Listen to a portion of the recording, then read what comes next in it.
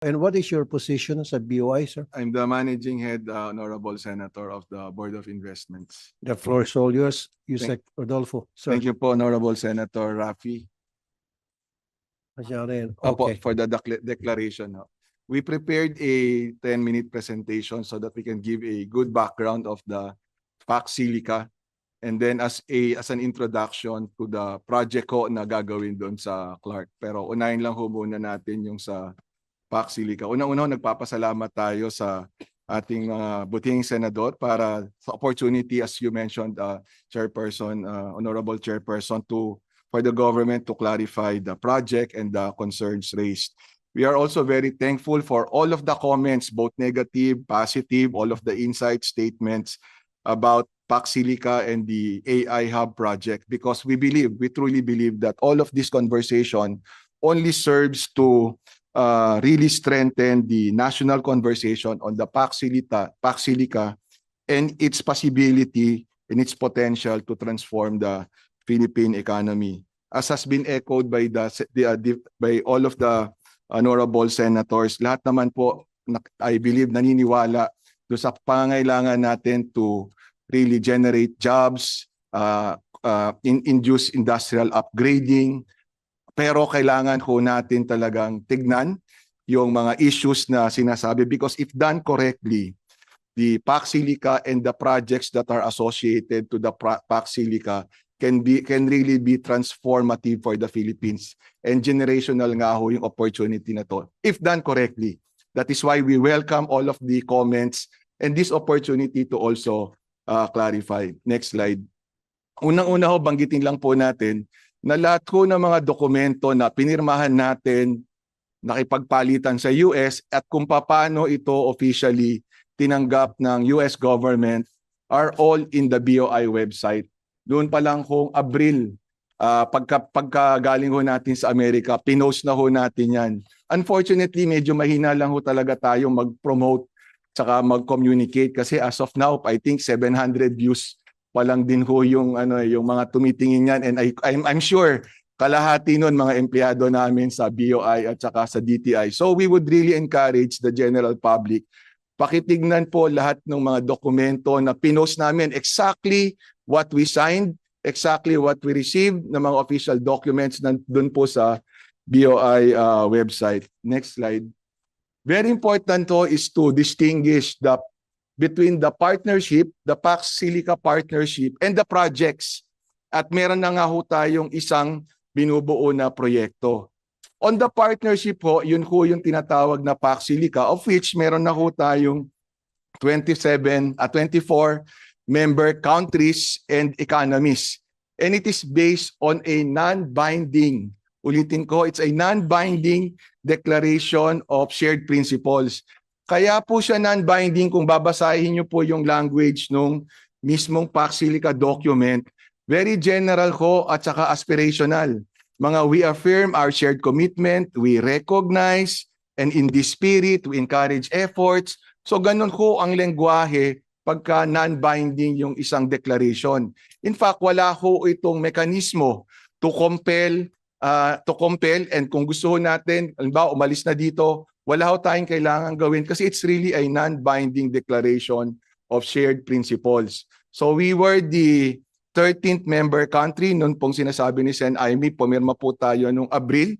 At bukod ho sa Pilipinas, sa Singapore lang ho ang isa pang member, and tama ho yung sinabi ni Sen Win, Senate President Win, saka ni Sen Kiko, na pagka ho hindi natin kinuha to, talagang may naghihintay na po in the wings yung ating mga kapitbahay to take advantage of this.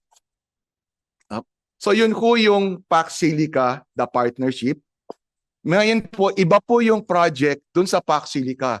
And there would be many projects. The first of which, ito ho yung sinatawag nating, yung full name ho, technical name is that it will be the first ever, in the words of the US, first in the world na AI native industrial acceleration hub. Para lang ho itong manufacturing ecozone. Kaya lang ho, kung yung mga ecozones natin, yung mga ibang ecozone na nilalagyan ng AI, ay parang enhancements na lang to existing ecozones. Ito ho, from the get-go, from the planning stage, talagang nakatutok na ho ito sa AI. Kaya AI native. Parang ho sa mga Gen Alpha natin tsaka sa mga Gen Z, sila po ay mga digital native. Ito naman po ay AI native. No? And it is a work in progress. That is why we really welcome all of these inputs, suggestions, and insights dahil makakaganda lang din po ito doon sa proyekto on the AI Hub at yung mga susunod pa yung mga proyekto.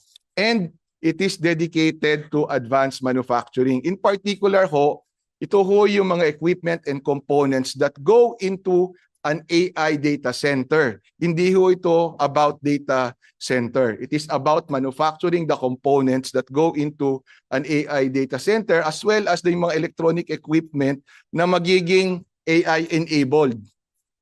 Next slide. Ito ho yung pagbinasa nyo, pag kinuha nyo sa BOI website kung ano mismo yung pinirmahan natin.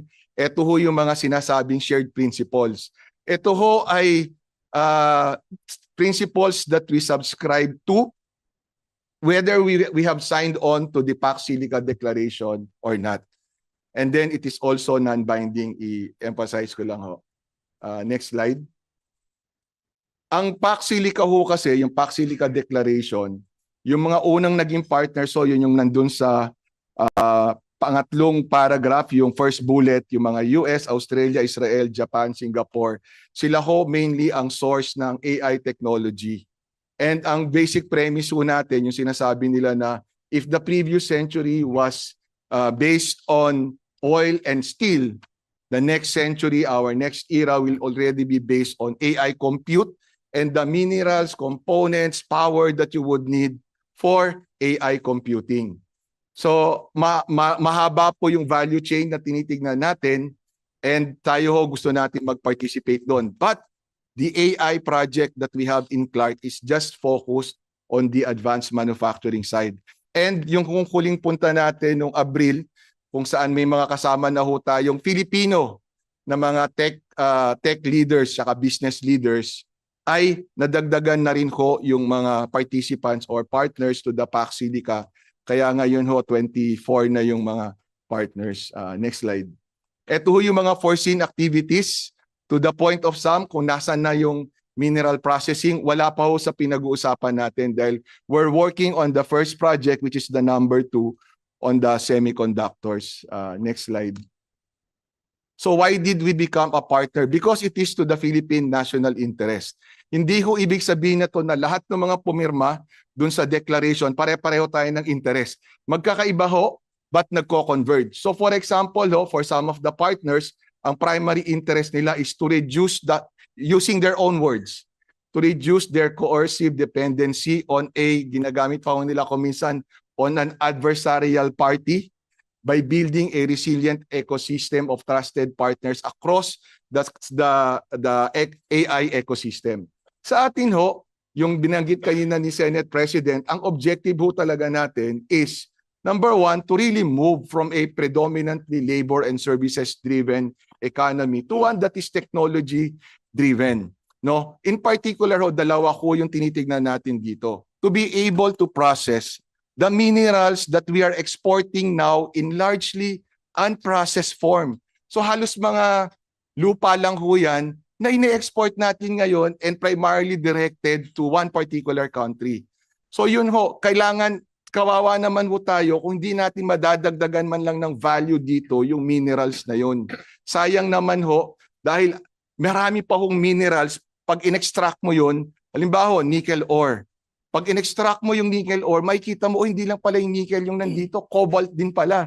So mga high value products yun to, na dati ho tinitignan natin from green minerals dahil sila ho yung kailangan sa mga, for example, batteries for energy transition. Dati ho tinitignan natin to process these green minerals to green metals. But with Pax Silica and our designation now as a trusted partner for AI technology, may opportunity ho tayo na i-upgrade pa natin yung ambisyon natin. Not just for green minerals, green metals, but also to green tech metals. Yun yung mga pumapasok nga to the AI ecosystem. And then, very important, aside from the mineral processing, would be to reposition the country from a low-value semiconductor source country to a higher value geared towards the AI ecosystem. And we will be leveraging three important comparative advantages of the Philippines. Number one, yung minerals ho natin. Number two, our demographics. Ito yung pinaka-importante sa atin. Nabanggit ko ng mga senador natin kanina. Very important yung ating mga workforce na bata. Pero kailangang i-train. That's why we are all in for technology transfer. But the technology transfer will not just be based on what is written in the contract. It is all, ang pinaka-importanting determinant to ng technology transfer is the absorptive capacity of the country. Gaano ho ba kahanda yung ating mga Gen Z at saka mga Gen Alpha? Halimbawa, natitrain ba sila na ating mga educational institutions, training institutions to absorb this? And then yung another component ho, yung ating mga Filipino companies. How are they able to take part of this AI ecosystem? Kasi kahit na i-force natin yung technology transfer, kung wala ka namang absorptive capacity, wala akong mangyayari. That's why we also firmly believe that it is really the Senate where all of this can be discussed. Kaya ako yung sinasabi kanina ni Senator Bam that the Senate could be a venue for all of these discussions. Totoo po yan kasi national yung perspective at dato kami mga government agencies nagre-report sa mga different committees within the Senate at ito ho yung mga tamang venue for this to be discussed outside of. Kasi kung minsan medyo na-hype na ho pagdating sa social media. Pero dito ho, we can really lay down all of the things that we are working on. And then, we have existing policies, frameworks, programs, and projects that will benefit from the Pax Silica. Sabi ho ni Senator Win kanina, hindi naman tayo nagsisimula sa zero. Meron na ho tayo mga industries that could really take advantage of this. So that is the Pax Silica. Now we go to the first project as a prelude to magiging discussion no ni BCDA President and CEO Jake Bingkang. Yung project ko is all about AI compute manufacturing. Again, it is not about data centers. It is a work in progress, but very important, there is a specific ready location, a tangible manifestation that heightens investor interest. Because at the end of the day, halimbawa, pagka nagsasalita, meron kaming project na ganito with the US, walang silbi ho yun eh. Kaya kung naging usapan natin, maganda, kung meron ka na talagang may tuturo, halimbawa Amerika, sinabi nila, gusto kong dalhin dyan ang isang manufacturer of connectivity devices for AI. Yung may matuturo na eksaktong lugar, and dyan yan itatayo. So kahit ho in progress pa siya, meron na ho tayong natuturo na may exact coordinates na lugar ho. And then, itong location na to, ang Clark, meron, yes po, bibigay ho natin yun, Senator. And then yung location that currently has a developing ecosystem for this. Philippine institutions that are involved in human capital development like UP Open University, like the Philippine Science High School, very important po na nandun sila. Dahil yun yung magdedetermine kung may absorptive capacity yung ecosystem. Otherwise, it will just be an enclave type of development. Yung sinasabi ni Senator Raffy kanina na nandito yung Dell, nandito yung kung sino-sino. Nung umalis, baka walang naiwan na ho sa atin. And it has a significant footprint dahil 1,600 hectares pero hindi ho ito out of this world yung size na to. Kasi kung titignan natin halimbawa yung Limaland na nandun sa Batangas, it's a 1,000 hectares na development. Hindi ho ito ganito kalaki. Of course, si President Jake, pag front-facing siya sa investors, ang sasabihin niya is a massive development. Pero sa totoo lang and I hope na walang investor na nakikinig dito, yun ho ang problema natin. At sa totoo, maliit lang, hindi siya ganun kalaki. Because that area, may mahili portion pa ho dyan. Hindi ho siya lahat pwedeng pagtayuan ng factory. Ang basic from the national government perspective, ang basic condition ho dito pagdating sa infrastructure ay kung sino man yung developer for this and any other project that will be succeeding that will be developed after this, build your own roads, bring your own power, secure and reuse your own water. All of this all of the projects from the master plan project to each and every locator will also have to get their own ECC. So just to reassure ho ang lahat na hindi ho ito na exempted kayo sa aming mga environmental requirements. Lahat po kailangan dumaan sa requirements ng Pilipinas and consistent. Pag in-extract nyo ho from the BOI website, yung BCDA proposal na Senator Amy dumaan po sa DOJ. I'm very happy, Senator, that ni-raise nyo yung issue na yon kasi talaga lahat ng mga dokumento na tinitingnan natin ay dumadaan no sa interagency, including the very agencies with respect to specific mandates. And in this particular case, of course, so pagdating sa legality, constitutionality of the documents, it would have to be the DOJ. And ngayon ho, ang sinabmit ko natin, ang proposal natin na tinanggap ng US ay yung proposal na makikita nyo doon sa BOI website. And that is based on two laws in the Philippines, the Export Development Act and the BCDA law. So yung pamantayan ko natin sa mga succeeding agreements, kagaya yung nabanggit nyo, Senator Amy, just to reassure you, it will be based on Philippine laws. Yung nakita nyo yung dokumento actually is a discussion paper. It's not even a negotiating document.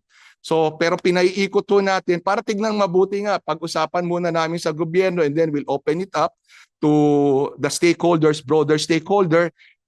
Ito is a discussion paper. Para kasi pag, in fact nga, hindi pa kami nagne-negotiate ngayon nung agreement. Kasi niwala pa kami authority to negotiate. Darating ho tayo dyan. Ang gusto lang ho natin ay base ho sa mga discussions, ilimit na lang natin to what we can viably discuss with the other party. Kasi kung halimbawa, tama ho kay marami doon sa sinabi niyo, tama Sen Amy. Hindi ko na lang ho isa-isahin kung hindi dahil it will preempt the negotiating position. But may mga sinabi ho kayo na tama, and to reassure you, kami ho mismo hindi kami papayag, and bago ho pumunta sa negotiating table, klaro na ho sa amin yun. Ayaw na namin pag-usapan yan, so out na yan para ho magiging efficient yung discussion natin when we negotiate.